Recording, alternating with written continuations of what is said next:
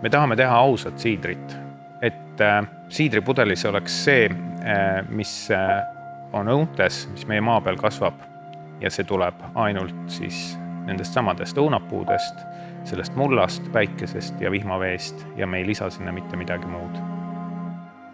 Me oleme istutanud praeguseks umbes 8 hektarit õunapuuaedu, kasvatame üle 70 sordi õunapuid, millest üsna suur osa on ka päris spetsiaalsed siidriõunasordid. Meie siider on Petilant Naturel või PetNat, nagu praegu lühendatult armastatakse öelda seda tüüpi siider. See tähendab seda, et see väikene mull tekib pudelis ja see tähendab ka seda, et see siider ei ole sulfiteeritud, ehk siis pärm on seal elus.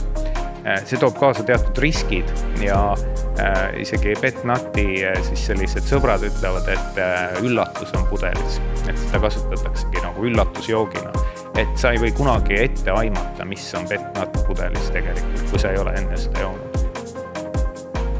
Meie siider on jäljendamatu ja igas pudelis on meie hool ja armastus.